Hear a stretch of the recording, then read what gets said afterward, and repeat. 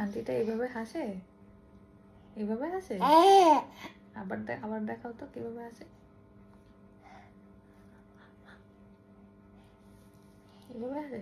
তো তোমার যে দেখো তোমার জামা, এটা কি? হোয়াইট কালার তো বুঝেছি, এটা কি? আরে এটা কি? এই ইনসেক্টটার নাম কি দেখো?